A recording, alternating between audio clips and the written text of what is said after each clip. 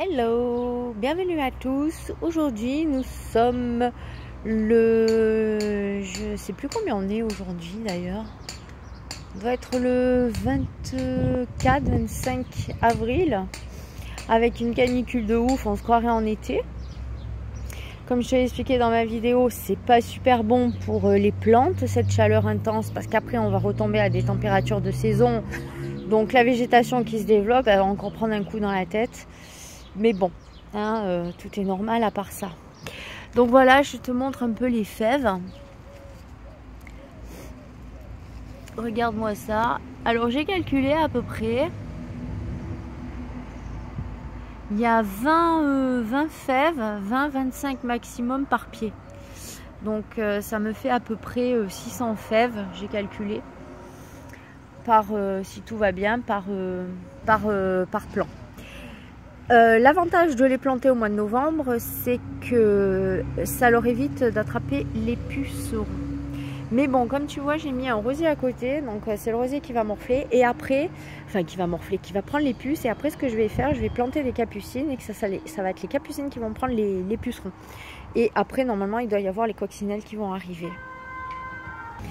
Voilà pour les fèves. Là maintenant, nous sommes dans le coin salade. Ma foi, qui ont l'air d'aller assez bien. Je les ai plantées à peu près mi-ombre, mi-soleil pour pas qu'elles aient trop de soleil, ce qui risquerait de les fatiguer au niveau chaleur. Là, j'ai la ciboulette qui se développe bien. Alors ce qu'on peut faire aussi avec la ciboulette, on peut la diviser les mottes. Donc quand tu vois qu'elle est trop touffue, tu la déracines, tu divises les mottes, genre en 2, 3, et puis après tu les replantes, ce qui te fait comme ça un massif beaucoup plus important. L'estragon, lui, se développe énormément, et là c'est l'hysope. L'hysope que j'ai mis à mi-ombre, mais normalement elle aime vachement le soleil, donc peut-être que je la déplacerai. Là j'ai toujours les pivoines officinalis qui prennent bien, ma foi, qui commencent à faire des boutons là. J'en ai mis là-bas au fond, une ici et une ici. Et je vais voir un peu celles qui préfèrent à peu près le climat. Je les ai exposées différemment. Parce que moi, je fais toujours un peu des tests. Hein. Donc, comme ça, je regarde un peu. Là, j'ai la bourrage qui se développe bien aussi. Ici, j'ai mes fraises mélangées avec des poireaux. Ils ont l'air de cohabiter bien ensemble. Donc ça va. Et aujourd'hui, donc, je vais m'attaquer à ce coin. Qui, comme tu peux le voir, est bien fourni en plantes qui se développent plus, hein, qui font des graines. Mais je ne vais pas récupérer ces graines-là finalement.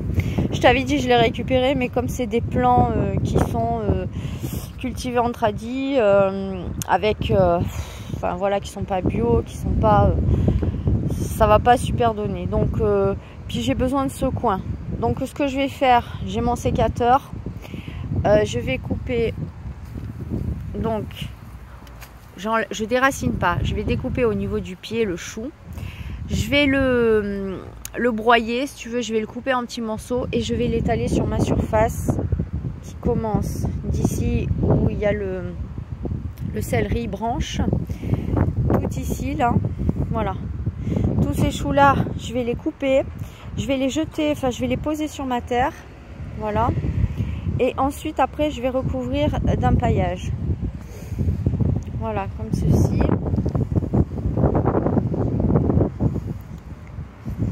Ce qui me permettra de ne pas labourer et d'enrichir mon sol avant les plantations des tomates. Parce qu'ici, je vais mettre des tomates et je vais essayer de voir pour mettre de nouveau des choux.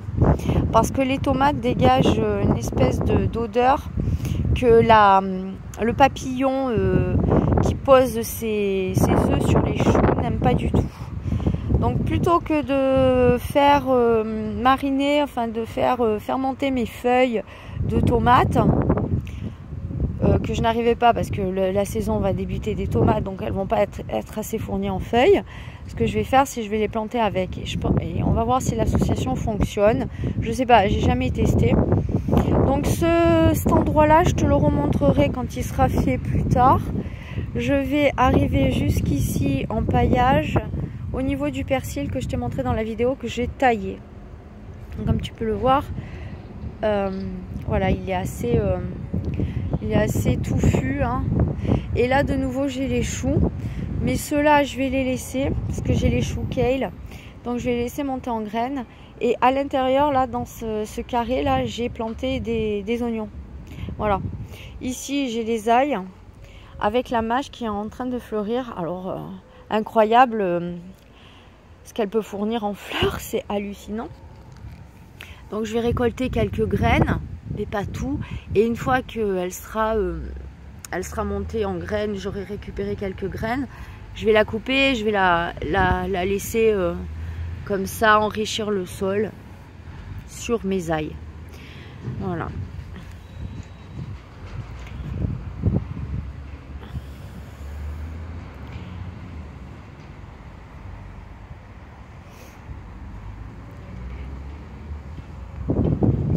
Bon ben voilà, c'est tout pour cette vidéo du potager en perma,